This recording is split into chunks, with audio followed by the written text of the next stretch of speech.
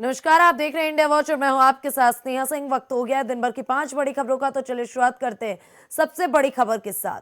जहां 13 जनवरी 2025 से शुरू होने वाले महाकुंभ की तैयारियां लगभग पूरी हो चुकी हैं। आज पीएम मोदी भी प्रयागराज पहुंचे और वहां कई विकास परियोजनाओं का उद्घाटन और शुभारंभ उन्होंने किया। साथ ही प्रयागराज की धरती से पीएम मोदी ने देश की जनता को संबोधित करते हुए कहा कि महाकुंभ हमारी आस्था, अध्यात्म और संस्कृति का दिव्य महोत्सव। इसकी तैयारियों का जायजा और विभिन्न विकास कार्यों के लोकार्पण के लिए प्रयागराज की पवित्र भूमि पर आकर सौभाग्यशाली महसूस कर रहा हूं। पीएम मोदी ने महाकुंभ को सफल बनाने वाले लोगों को धन्यवाद देते हुए कहा, प्रयागराज में संगम की इस पावन भूमि को मैं श्रद्धा पूर्वक प्रणाम करता हूं। महाकुंभ में पधारे सभी साधु संतों को भी नमन करता हूं। महाकुंभ को सफल बनाने के लिए दिन रात परिश्रम कर रहे कर्मचारियों को, श्रमिकों को और सफाई कर्मियों को भी मैं विशेष रूप से अभिनंदन करता हूं। विश्व का इतना बड़ा आयोजन, हर रोज लाखों श्रद्धालुओं के स्वागत और सेवा की तैयारी, लगातार 45 दिनों तक चलने वाला महायज्ञ, एक नया नगर बसाने के महाअभियान के माध्यम से प्रयागराज की इस धरती पर एक नया इतिहास रचा जा रहा है। ये महाकुंभ एकता का महायज्ञ है,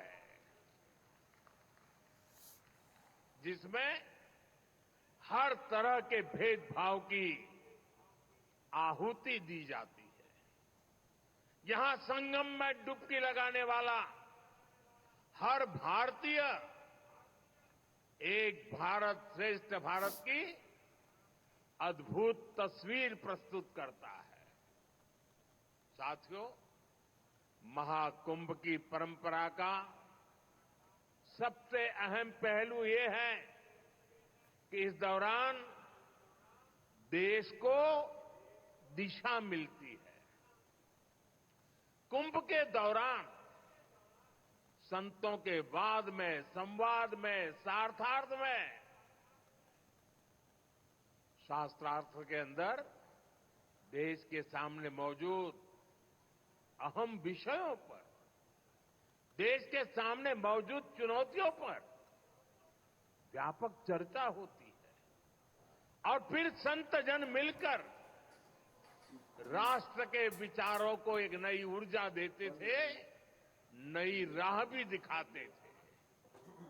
संत महात्माओं ने देश से जुड़े कई महत्वपूर्ण निर्णय कुंभ जैसे आयोजन स्थल पर ही लिए हैं। जब संचार के आधुनिक माध्यम नहीं थे, तब कुंभ जैसे आयोजनों ने बड़े सामाजिक परिवर्तनों का आधार तैयार किया था। कुंभ में संत और ज्ञानी लोग मिलकर समाज के सुख दुख की चर्चा करते थे, वर्तमान और भविष्य को लेकर चिंतन करते थे। आज भी कुंभ जैसे बड़े आयोजनों का महात्म्य वैसा ही है। ऐसे आयोजनों से देश के कोने कोने में समाज में सकारात्मक संदेश जाता है। राष्ट्र चिंतन की ये धारा निरंतर प्रवाहित होती है। इस आयोजन के नाम अलग अलग होते हैं, पड़ाव अलग अलग होते हैं, मार्ग अलग अलग होते हैं, लेकिन यात्री एक होते हैं, मकसद एक होता है। साथियों, कुंभ और धार्मिक यात्राओं का इतना महत्व होने के बावजूद पहले की सरकारों के समय इनके महात्म्य पर ध्यान नहीं दिया गया। श्रद्धालु ऐसे आयोजनों में कष्ट उठाते रहे, लेकिन तब की सरकारों को इससे कोई फर्क नहीं पड़ता था। इसकी वजह थी कि भारतीय संस्कृति से, भारत की आस्था से उनका लगाव नहीं था। लेकिन आज केंद्र और राज्य में भारत के प्रति आस्था, भारतीय संस्कृति को मान देने वाली सरकार है। इसलिए कुंभ में आने वाले श्रद्धालुओं के लिए सुविधाएं जुटाना डबल इंजन की सरकार अपना। अगली खबर की तरफ रुख करते हैं, जहां पर अखिलेश यादव ने संविधान के 75 साल पूरे होने पर बयान दिया। संविधान ही हमारी ढाल और सुरक्षा। संविधान लागू होने के 75 साल पूरे होने के मौके पर लोकसभा में आज से 2 दिन की संविधान पर चर्चा शुरू हो गई। इसे लेकर सत्तारूढ़ दल बीजेपी और कांग्रेस दोनों में जहां इस चर्चा के लिए श्रेय लेने की होड़ नजर आ रही, तो वहीं दोनों ही राष्ट्रीय दलों ने अपने अपने सांसदों को 2 दिन तक सदन में मौजूद रहने की व्हिप जारी की। उधर राज्यसभा में जोरदार हंगामा देखने को मिला। सभापति धनखड़ और खड़गे के बीच तीखी बहस हुई। अखिलेश यादव ने संसद पर हमले की बरसी पर शहीद सुरक्षा कर्मियों को श्रद्धांजलि दी। भारत राज्यों का संघ का है, ये हमारा संविधान ही है जिसने इतने विविधता वाले देश को एक साथ रखा। ये संविधान की सफलता इस पर निर्भर करेगी कि ये कैसे काम करती। ये संविधान है जो समय समय पर हमारा रक्षा कवच बनती है। संविधान हमें शक्ति देता है। ये संविधान हमारा बड़ा मददगार है।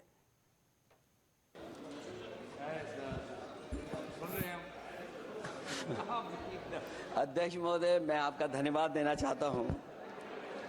साथ ही साथ इस सदन में जो 75वें वर्ष पर संविधान की बहस शुरू हुई है, जहां सत्ता पक्ष से माननीय रक्षा मंत्री जी उन्होंने अपनी बात रखी। अभी अभी कांग्रेस पार्टी की नवनिर्वाचित सांसद उन्होंने अपनी बात रखी। उसके बाद अध्यक्ष महोदय मुझे बोलने का मौका मिल रहा है। मैं सबसे पहले लाखों लाख लोग जो भारत देश की आजादी में जिन्होंने अपनी जान न्यौछावर कर दी। देश आजाद हुआ। आजादी के बाद बाबा साहब भीमराव अंबेडकर जी और तमाम हमारे वरिष्ठ लोगों ने इस संविधान को देने का काम किया। मैं उनको याद करने के साथ साथ जो आज 13 तारीख जिस दिन हम आप सदन में बैठे हैं, एक ऐसी घटना घटी थी। अगर उस समय सुरक्षा कर्मियों ने अपनी सूझबूझ के साथ, बहादुरी और साहस के साथ अगर उन आतंकवादियों को मुकाबला न किया होता, तो हमारे देश के बहुत सारे महत्वपूर्ण नेता जो उस समय सदन में थे, न जाने क्या परिस्थिति बनती। मैं उन बहादुर जिनकी जान गई उनका याद करता हूं, वहीं श्रद्धांजलि भी देता हूं। मैं इस संविधान की चर्चा पे जहां खड़ा हुआ हूं, मैं बाबा भीमराव अंबेडकर जी उनको श्रद्धांजलि अर्पित करते हुए जिन्होंने संविधान को देने का काम किया। हमारा संविधान जो तैयार हुआ है, उनकी प्रबुद्ध दृष्टि का परिणाम है कि हमारे पास न्याय, स्वतंत्रता, समानता और बंधुत्व के सिद्धांतों पर आधारित एक महान संविधान हमें मिला है। भारत राज्यों का एक संघ है और हमें विविधता में एकता पर गर्व है। ये हमारा संविधान ही है जिसने भाषाई, क्षेत्रीय, धार्मिक और जातीय विविधता वाले हमारे देश को एक साथ रखा है। ये संविधान डॉक्टर अंबेडकर जी ने कहा था कि संविधान की सफलता इस पर निर्भर करेगी कि हम उसके अनुसार कैसे काम करते हैं। यह देखना है, विधायिका, कार्यपालिका और न्यायपालिका की जिम्मेदारी है कि इस महान देश का शासन हमारे संविधान में निहित उच्च सिद्धांतों के अनुसार चलाया जाए। डॉक्टर अंबेडकर ने कहा था, मैंने तो संविधान निर्माण का दायित्व बहिष्कृत वंचित वर्गों को अधिकार दिलाने के लिया है। ये वही संविधान है जो समय समय पर हमारा रक्षा कवच बनता है। अध्यक्ष महोदय, ये संविधान हमारी ढाल है, संविधान हमारी सुरक्षा है, संविधान हमें समय समय पर शक्ति देता है। संविधान ही देश की 90% शोषित, उपेक्षित, पीड़ित, वंचित जनता के अधिकारों का सच्चा संरक्षक है। ये संविधान ही हमारा बड़ा मददगार है। इसलिए ये हमारे जैसे लोग और देश के कमजोर लोगों के लिए और खासकर पीडीए के लिए संविधान की रक्षा जन्म मरण का विषय है। संविधान ही लोकतंत्र की प्राणवायु है। और जहां बाबा साहब भीमराव अम्बेडकर जी ने इतना शानदार अच्छा संविधान दिया, वहीं डॉक्टर अम्बेडकर ने स्पष्ट कहा था, जो हमारे माननीय मंत्री जी ने भी सत्ता पक्ष से वो बात रखी और कहा था। अगली खबर की तरफ रुख करते हैं, जहां पर एक बार फिर से केरल के वायनाड से भारी भरकम जीत दर्ज कर संसद पहुंची प्रियंका गांधी आज पहली बार लोकसभा में भाषण देती हुई नजर आई। प्रियंका गांधी ने इस वक्त संविधान ही हमारी आवाज, सत्ता को भी झुकना पड़ेगा, ये बातें कही। प्रियंका गांधी ने संसद में अपना पहला भाषण दिया, जिसको सुनकर हर कोई चौंक गया। आज आपने मुझे इस सभा में बोलने का मौका दिया, इसके लिए मैं आपकी बहुत बहुत आभारी हूँ। सबसे पहले जो सुरक्षाकर्मी, जो जवान अफसर 13 दिसंबर को संसद की सुरक्षा के लिए शहीद हुए, उनके प्रति मैं श्रद्धांजलि व्यक्त करना चाहती हूँ। महोदय, हजारों साल पुरानी हमारी देश की, धर्म की एक पुरानी परंपरा रही है। ये परंपरा संवाद, चर्चा की रही है। एक गौरवशाली परंपरा है जो दर्शन ग्रंथों में, वेदों में, उपनिषदों में दिखती है। वाद विवाद और संवाद की हमारी पुरानी संस्कृति है। अलग अलग धर्मों में भी, इस्लाम में, सूफियों में, बौद्ध धर्म में, जैन धर्म में, सिख धर्म में भी ये वाद संवाद, ये चर्चा बहस, इसकी संस्कृति रही है। इसी परंपरा से उभरा हमारा स्वतंत्रता संग्राम। हमारा स्वतंत्रता संग्राम विश्व में एक अनोखा संग्राम था, एक अनोखी लड़ाई थी जो अहिंसा और सत्य पर आधारित थी। ये वाद संवाद की जो परंपरा है, इसको इस संग्राम ने आगे कैसे बढ़ाया? क्योंकि ये जो संग्राम था, ये जो लड़ाई थी हमारी आजादी के लिए, एक बेहद लोकतांत्रिक लड़ाई थी।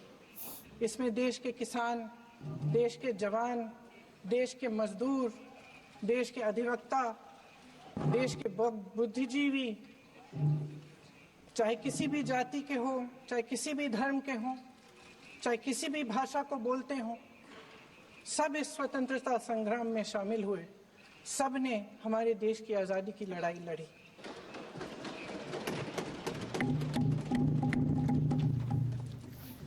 और उसी आजादी की लड़ाई से एक आवाज उभरी जो हमारी देश की आवाज थी। अगली और बड़ी खबर की तरफ रुख करते हैं, जहां प्लेसेस ऑफ वर्शिप एक्ट पर ओवैसी की पहली प्रतिक्रिया सामने आई है। सुप्रीम कोर्ट ने प्लेसेस ऑफ वर्शिप एक्ट के खिलाफ दाखिल याचिकाओं पर सुनवाई करते हुए अगली तारीख तक मंदिर मस्जिद विवाद को लेकर कोई नया मुकदमा दर्ज करने पर रोक लगा दी। इसके साथ ही कोर्ट ने कहा कि निचली अदालतें फिलहाल सर्वे का भी आदेश न दें। सुप्रीम कोर्ट ने इस फैसले को जैसे दिया, उसके बाद से एआईएमआईएम चीफ असदुद्दीन ओवैसी ने स्वागत किया। ओवैसी ने कहा, अब उम्मीद है कि देश में दंगे नहीं होंगे। प्रमुख असदुद्दीन ओवैसी ने कहा, यह एक अच्छा फैसला, हमें उम्मीद है कि अब दंगे नहीं होंगे। सुप्रीम कोर्ट के फैसले को निचली अदालतों को मानना होगा। संभल में जो कुछ भी हुआ है वो बहुत दुखद था, वहां बेगुनाहों को मार दिया गया। अमन रहे, अब हम जो देख रहे हैं ख़ासतौर से संभल में जो हुआ, जिसमें एक ही दिन में केस फाइल हो गया और 1.5 घंटे के अंदर ऑर्डर भी मिल गया, सर्वे हो गया, फिर दूसरा सर्वे हुआ, उसके नतीजे में हम देखते हैं कि हिंसा हुई और 5 बेकसूर मुसलमानों की वहाँ पर पुलिस के ज़रिए हत्या कर दी गई फायरिंग में। तो सुप्रीम कोर्ट का आज का फैसला उस एक्ट को सामने रखकर सुप्रीम कोर्ट ने कहा कि अब कोई सर्वे नहीं होगा, कोई केस कोर्ट हियर नहीं करेगी जब तक कि सुप्रीम कोर्ट उसकी हियरिंग को कंप्लीट नहीं करता, जो भी फैसला आएगा। तो ये बिल्कुल सही है। ये बार बार कोर्ट को जाना कि यहाँ पर मस्जिद नहीं थी, 500 साल 600 साल पहले ऐसा हुआ, बिल्कुल गलत है। पार्लियामेंट का एक्ट है और भारत सरकार को, मोदी सरकार तो रिप्लाई डाल ही नहीं रही है अपना, उनको रिप्लाई डालना चाहिए। और अच्छा फैसला है, कम से कम इस पर दंगे नहीं होंगे, लोगों की जानें नहीं जाएंगी और गैर ज़रूरी जो 600 साल पहले 700 साल पहले, ये क्या मुल्क को आगे लेके जाएंगे या फिर क्या करेंगे हम लोग? संभल हो, अजमेर हो, ज्ञान वापी हो, आपको लगता है कि इस पर विराम लग जाएगा? अब तो सुप्रीम कोर्ट का तो ऑर्डर है, तो जाहिर है लोअर कोर्ट्स को सुनना पड़ेगा। अभी वन नेशन वन इलेक्शन को लेकर कैबिनेट ने मंजूरी दे दी है, जल्द ही बिल के रूप में सामने। देखिए, जब जिस कमेटी के सामने ये लाया गया था, कोविंद हमारे एक्स प्रेसिडेंट थे, उसके सामने हम जाकर हमारी पार्टी तरफ से दिए कि हम वन नेशन इलेक्शन के ख़िलाफ़ हैं। इसलिए ख़िलाफ़ हैं कि ये भारत के फेडरलिज्म के ख़िलाफ़ है, जो बेसिक स्ट्रक्चर का हिस्सा है। और स्टेट्स जो है ना, वो कोई पोटेंटेट्स नहीं है। एक स्टेट एक अलहदा बाज़ाब्ता इंडिपेंडेंट यूनिट है। और तीसरा ये है कि पैसे बचेंगे क्या? पैसे कैसे बचेंगे? पैसे तो अलॉट होते हैं हर इलेक्शन चुनाव के लिए। चौथी बात यह है कि प्रधानमंत्री बोलते हैं कि मॉडल कोड ऑफ कंडक्ट से डेवलपमेंट, ये झूठ है। मॉडल कोड ऑफ कंडक्ट ही तो था जिसकी वजह से आप रोकता नहीं आपको। और अगर हर 6 महीने में चुनाव होगा तो जनता का फ़ायदा होगा ना इसमें, कि सरकार उनको वोट हासिल करने के लिए अपनी पॉलिसीज़ को चेंज करेगी, पेट्रोल की कीमतों में कमी आएगी, नई स्कीम का अनाउंस करेगी। तो ये जो वन नेशन इलेक्शन है, ये हमारे संविधान के बेसिक स्ट्रक्चर के ख़िलाफ़ है, फेडरलिज्म के ख़िलाफ़ है। और इससे होगा क्या कि जितने रीजनल पार्टीज़ हैं कमज़ोर पड़ जाएंगे, क्योंकि लोकल विधानसभा के चुनाव में इशू अलग होगा, पार्लियामेंट के चुनाव में इलेक्शन मुद्दा अलग होगा, फिर लोकल बॉडीज़ में अलग होगा। इन सब को एक साथ कराना ये बिल्कुल गलत है। और फिर ये बात बताइए, अगर कोई स्टेट में गवर्नमेंट गिर जाती है, डिसोल्यूशन हो जाता है, आप कौन होते बोलने के लिए कि भाई वो सिर्फ 3 साल रहेगी या 2 साल रहेगी? कोई भी सरकार 3-2 साल में काम कर पाएगी? ये तो जनता का राइट है कि उसको पूरा टेन्योर मिले और फिर वो काम करके दिखाए। तो ये हर एतबार से ये गलत फैसला है। ये सिर्फ और सिर्फ नेशनल पार्टी बीजेपी चाहती है कि कभी लोकल इश्यूज ना बने और एक बहाना बना रही है, पैसे बच जाएंगे, इकोनॉमी का फ़ायदा होगा। ऐसा कुछ नहीं है। सिर्फ और सिर्फ ये रीजनल पार्टीज़ को और अपने अथॉरिटेरियन रूल को जारी रखने के लिए। अगली खबर की तरफ रुख करते हैं, जहां कांग्रेस सांसद दिग्विजय सिंह ने कहा कि जब चेयरमैन द्वारा ही नियमों का पालन नहीं किया जा रहा है तो राज्यसभा के सभापति से क्या उम्मीद कर सकते हैं। विपक्षी सांसदों को संसद में बोलने की अनुमति नहीं दी जा रही। संविधान के खिलाफ बोलने वाले जज के खिलाफ कोई कार्रवाई नहीं हो रही। राज्यसभा के सभापति ने कभी किसानों के हित में फैसला नहीं लिया। राज्यसभा में विपक्ष के नेता के खिलाफ दिए गए बयान की हम निंदा करते हैं कि उससे कहा जा रहा है कि तुम कांग्रेस के हो, इसके लिए तुम्हारे ऊपर ईडी का छापा डाला है, जो मुझे मनोज परमार ने बताया। मेरे पास जो उनका पंचनामा बना उसका भी डिटेल मैंने शेयर किया है। मैं मांग करता हूं निर्मला सीतारमन जी से, डायरेक्टर ईडी से, ये उसके खिलाफ है क्या जिसकी वजह से आपने ये छापा डाला है। उस पर पहले से ही सीबीआई का केस चला हुआ है कोई ना कोई।